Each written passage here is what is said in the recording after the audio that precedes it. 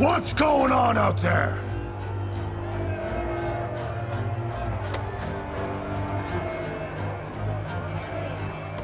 When single-player content is included in a multiplayer-focused game like For Honor, prospective players' first fear is that it's all going to feel like a tutorial.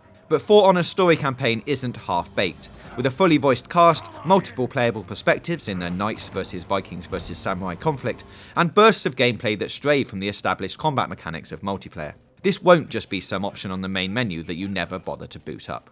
Besides priming you for the player versus player bouts, as you would expect, the campaign weaves an intriguing tale of ancient psychological warfare featuring multiple protagonists, and sets the stage for For Honor's entire multiplayer ecosystem. The two single-player stages you're about to see, which take place somewhere between the missions from the E3 demo, highlight some of the quieter moments from this melee-centric war. You know, quiet moments like this. This is ours now! But between all the neck stabbings, there were also some welcome bits of optional lore, as our anti-hero surveys the state of the world around her. In the first mission we played as Mercy, a named soldier of the Peacekeeper class from the Knights faction. She dual-wields blades and prioritises agile aggression to make up for her fragile defence.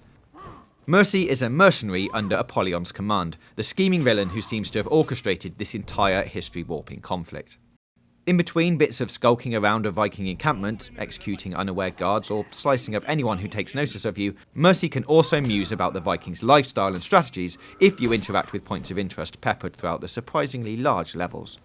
The mere fact that Mercy has her own name, cunning personality, and well-acted voice to match is incredibly encouraging, because this already puts For Honor's story far beyond the mostly mute protagonists of other secondary single-player campaigns found in multiplayer games. To further enable your enjoyment of the play-at-your-own-pace story missions, you can also seek out hidden emblems tucked inside destructible objects that dot the environment. It's unclear if collecting them all provides tangible benefits or simple satisfaction, but it's nice to see another element besides the nuggets of lore that caters to the completionists. The next mission shifted to the Vikings chapter of the campaign, a campaign that starts with the Knights, progresses to the Vikings, and concludes with the Samurai. An in-game year has passed since the successful sabotage as Mercy, but now we're in control of a hardened raider, fighting to unite the Viking forces who turned against each other as morale started to crumble. Most of the classes give you a choice of playing as a male or female warrior, and interestingly, that extends to the campaign. Though some roles, like the Peacekeeper and Shogoki, are gender-locked. It's a simple matter of preference here. Both versions of the character are equally brutal and shout the same dialogue, just with different voice actors. Contrary to the stealthiness of Mercy's mission, however, the Raider's introduction is an all-out attack, as you fight to take back food supplies that are being hoarded by a tyrant in your ranks. Said tyrant was actually the end boss of this mission, with an enormous health bar and the ability to stun you with a headbutt and blur your vision.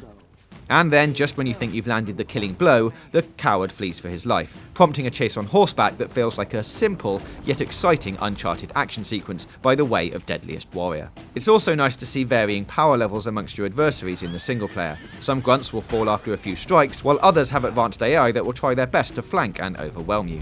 And while you won't play as each and every class from the 12 options available to you, you're guaranteed to have at least faced them all by the end of the campaign, giving you a familiarity that will be a huge boon on the multiplayer battlefield. That's also the planned progression for For Honor as a whole. The single-player content recounts the past events that lead up to the present conflict, then you forge your future for your chosen side in multiplayer. After you've completed the campaign, the story continues, in a sense, via the Faction War, a persistent cross-platform struggle that gives context to each match. As in games like Mortal Kombat X, each online victory acts as a small contribution to a much larger group effort. It plays like a drawn-out game of Risk, with each season lasting 10 weeks, and it actually affects the aesthetics of each map. Depending on which faction controls the territory you're fighting in, the foliage, banners, and overall climate of the area will change. Those who fought valiantly for their faction can show off their dedication through ornaments given as rewards at the end of each season. Then the battle continues anew after a short pre-season interlude. The fact that For Honor's single-player and multiplayer interlock as one complete narrative is a clear sign that the campaign isn't just some tacked-on mode added last minute to trick consumers into a sense of buying a complete package.